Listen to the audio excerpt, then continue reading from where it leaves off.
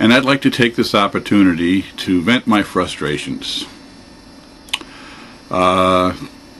This is going to be particularly directed towards Pat Dolan, who is the man in charge of News 12 Long Island, which I used to work for.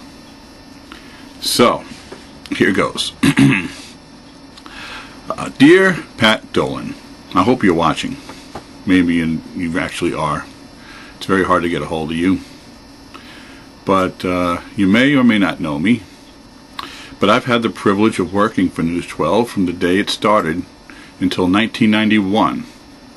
Now before that, I had the privilege of working for Cablevision starting way back in 1984.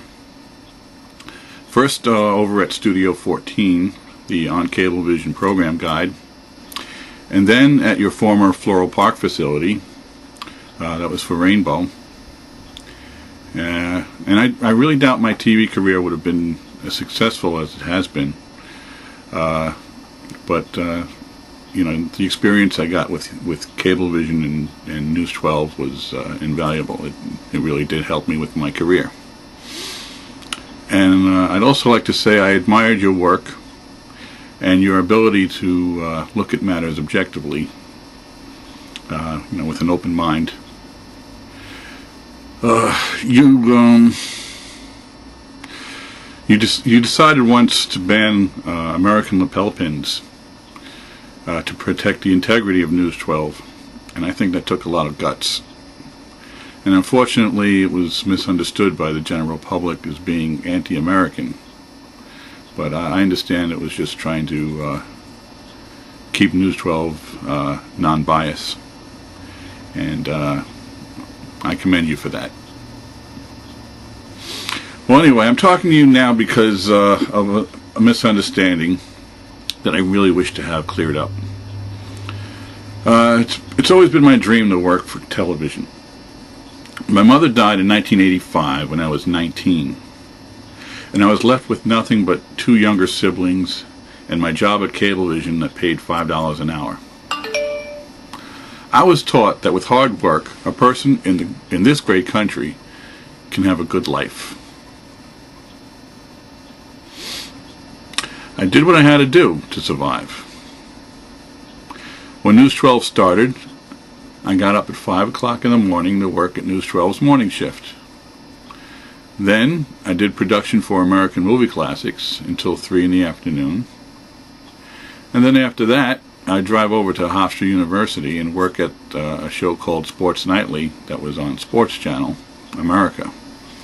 And I worked there until 11 o'clock at night. And these are all Cablevision companies. American Movie Classics, AMC, Sports Channel used to be.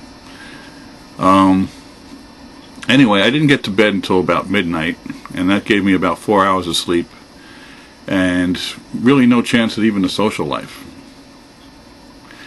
Now, on the weekends, I would also work for Long Island Sports Network, which is also Cablevision. And so I basically dedicated all of my waking hours to Cablevision. And I worked really hard in order to pay my bills and keep from being homeless. Yeah, well, anyway, the misunderstanding happened in 1991. As you probably know, there was a union threat. Yes, it was about money. People with college degrees were making less than what they could have made working over at McDonald's. Now, it was rumored that an earlier union threat at Rainbow ended with workers getting raises and a salary enough to live on. That's all anybody really wanted, just enough money to survive. I doubt anybody really intended to vote yes for any kind of union. And I'm sure you know very well what happened after that. The right for hard workers like myself to vote was taken away from them, even though they would probably have voted no to begin with. Instead of the living wage that we were hoping for, we all ended up jobless. Well, 40 of us anyway.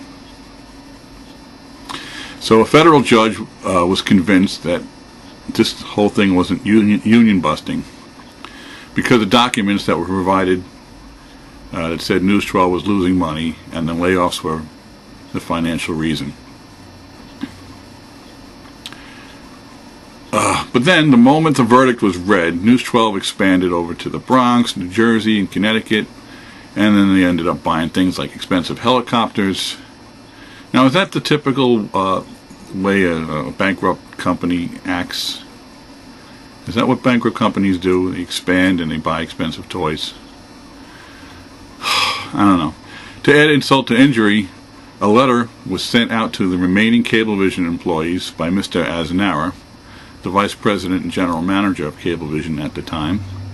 And the letter was basically bragging about how the layoff stopped the union election and said how it was futile to attempt another one. To quote Mr. Aznara, "Needless to say, there has been no election at News 12." His words. So at the last News 12 reunion party, which I actually was invited to, amazingly, Charles Dolan, your father, proudly told the crowd how he started his first cable company in Manhattan by illegally putting up cable along the East River. And he was bragging about how he got caught because a picture of his cables ended up on the cover of the Daily News, I believe. In the background, it was pertaining to a different story, but the cables were visible in the picture. And then Mr. Dolan, your father, Charles, started bragging about how he got away with it, and how he was able to start his company basically by breaking the law.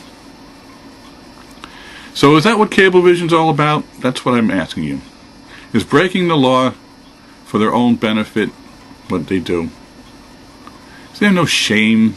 Is there no remorse, no guilt, no respect for the law or for the hard workers who make Cablevision what it is?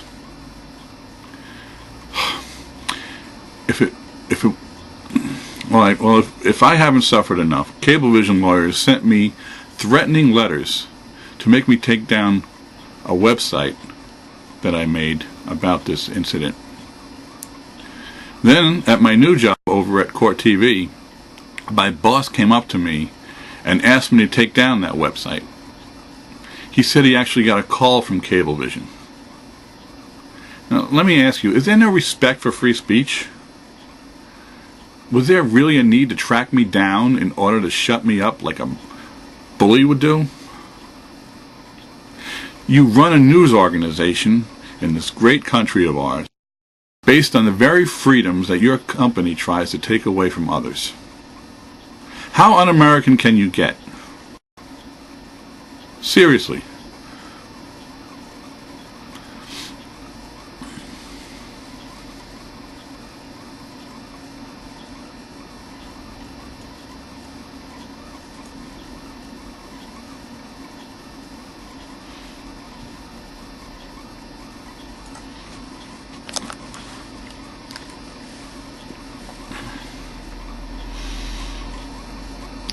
All right, let me read this notice to employees that was posted on the board, and it was posted at News 12 and Cablevision, and this basically outlines all the unfair labor practices that they were found guilty of.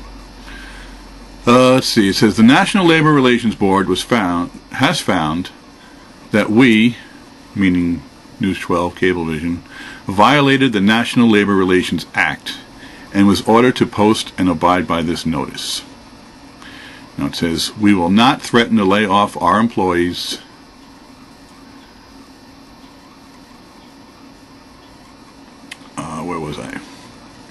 We will not threaten to lay off our employees because of their activities in behalf of or interest in the IBEW, which is the union.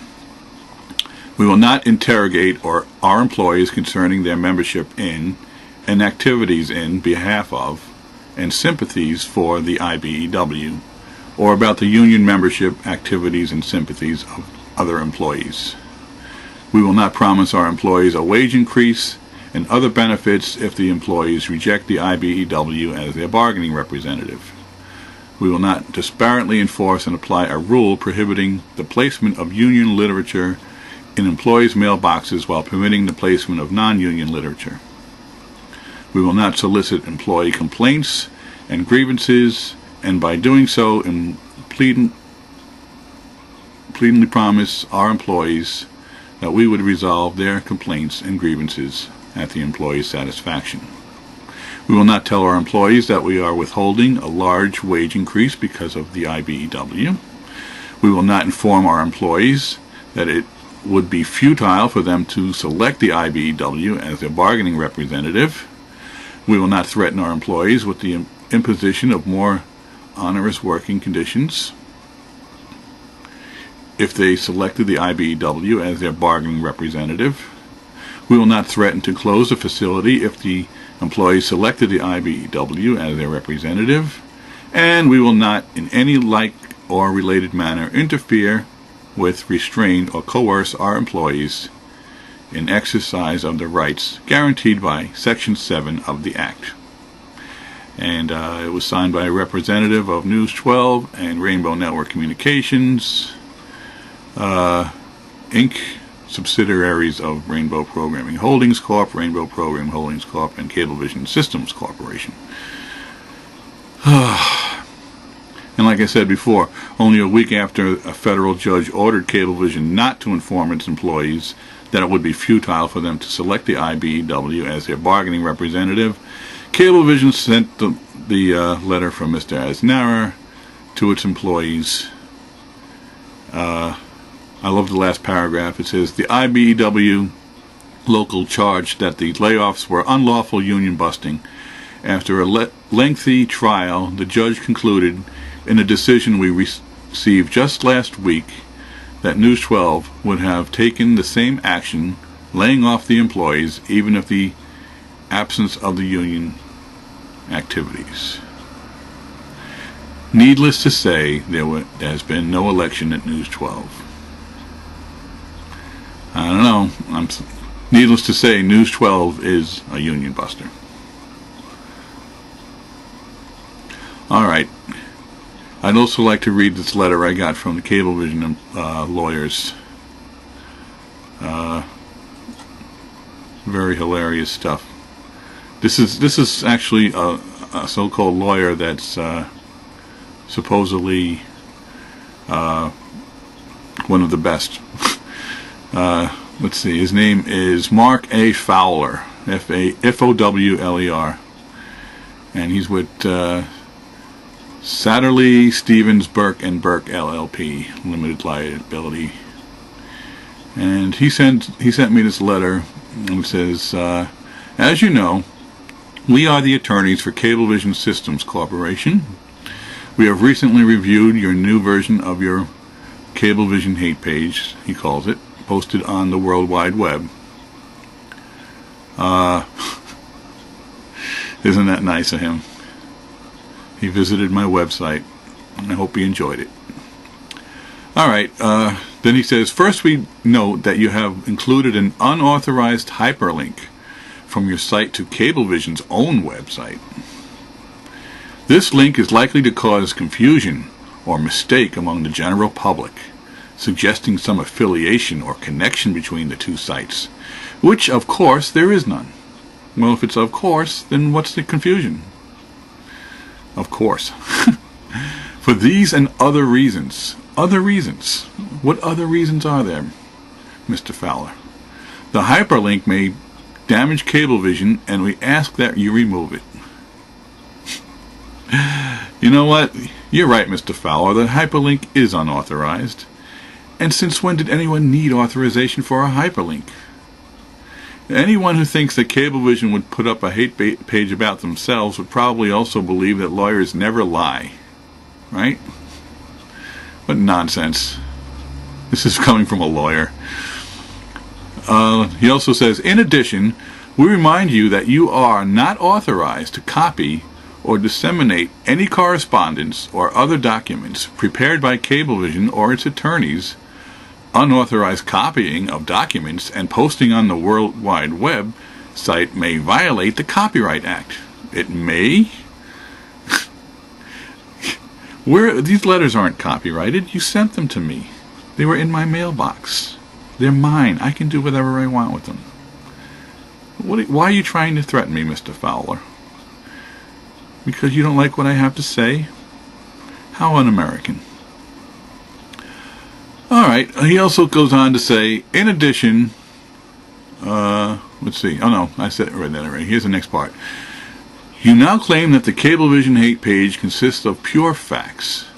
While the newspaper articles you reproduce on your site were actually published, you neglect to note that the cases described therein were resolved with no finding of any liability on the part of Cablevision. Really? I just showed all the things that Cablevision and News 12 were found guilty of, all the unfair labor practices. Get your facts straight, Mr. Fowler. To the extent, then he says, to the extent that you create a false impression that these disputes are ongoing, your website remains inaccurate and misleading. Like I said, the letters you and Cablevision sent to me belong to me, Mr. Fowler. They're letters that were sent to me through the mail, and I can do whatever I want with them. And I want to know, what do you mean with no finding of any liability on the part of Cablevision? The case was resolved, but Cablevision was found guilty of several unfair labor practices, and they were even required by the NLRB to post a notice to employees. Unbelievable, Mr. Fowler. Then, at the end of his letter, he says, while we welcome the fact that you have eliminated some of your most flagrant misstatements from your website, we continue to be concerned that you are creating a determined to create, that's actually how he wrote it, you are creating a determined to create a false impression on Cablevision and its activities. You should proofread your letters before you send them out, Mr. Fowler. Then he says, we ask that you correct these inaccuracies and discontinue all unauthorized use of Cablevision's correspondence and all unauthorized links to Cablevision's website by no later than December 16th, 1996. 1996, and it's still up there, Mr. Fowler, because you can't bully me into stopping me from my free speech. I don't care if you're a lawyer or not. I'm not afraid of you, sir. I want to know, was that even English that you wrote? You don't proofread your letters? I believe you're trying to scare me into removing my website. And it's crooked lawyers like you who ruin the reputation of good lawyers. As a matter of fact, the very fact that you use your knowledge of the law to scare me into giving up my freedom of speech is so un-American. Did you really think I'd just take down my website because you used the word unauthorized a few times? See, I've been stating the truth, sir. If the truth is damaging to Cablevision, then so be it.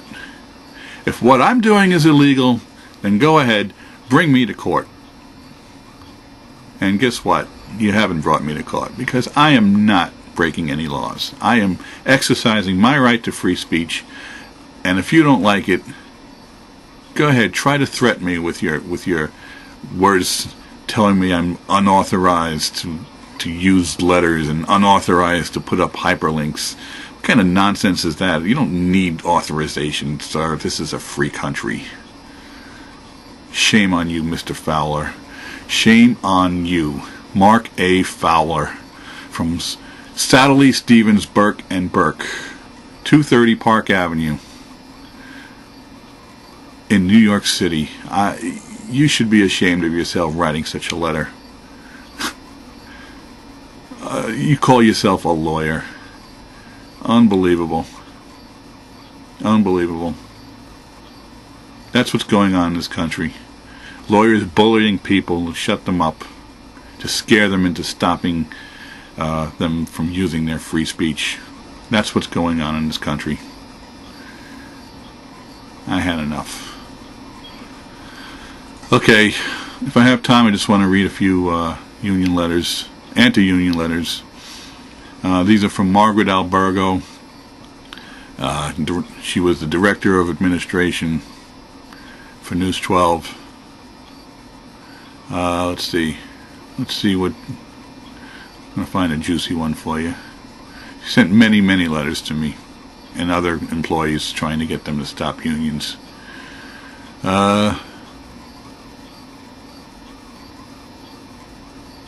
Here's a good one. The Labor Board hearing closed this Monday, and now it's up to the Labor Board to decide who is entitled to vote. The hearing ended dramatically after days of testimony by News 12 in support of its claims that everyone is entitled to vote. The union's turn came. The union argued that the vote should be limited to ENG photographers, truck operators, tape editors, graphic artists, studio technicians, master control and video engineers. We expected the union to have witnesses from each of these job classifications. One ENG photographer, ENG stands for Electronic News Gathering, by the way. One ENG photographer testified, and so did one truck operator. That was it. The union could not produce anyone on behalf of any of the other job classifications. We expect the union to say it didn't call anyone else because it didn't need them or it didn't want to extend the hearing. That's not the truth. We learned that the union issued a number of subpoenas to the staff in the other job classifications. No one showed up. Well, I showed up. I testified, so there you go. And I wasn't an ENG operator, okay? Anyway, it says, such keen disappointments can lead to silly acts. We have in mind the classification distributions of an exhibit from the Labor Board showing salary information. What are they proving? Each individual knows what he or she is earning, and the company knows that something has to be done about it. See, they had actually admitted that they were underpaying their employees. And in a roundabout way, they were actually breaking the law, implying that if we voted the union down, they would give us more money. She also says, this is Margaret Albergo still, union supporters don't have to live with their disappointments. They have other choices. We all have other choices. We will keep you posted on further developments. Unbelievable. Bullying tactics.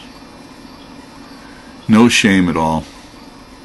And Cablevision wants this to be swept under the carpet. Even I know it happened a long time ago. Like 20 years ago, actually. But why should we forget this? They haven't really been punished. All they had to do was hang up a piece of paper and say they wouldn't do it again. And yet, they do it. They keep unions out. Unbelievable. Here's another letter.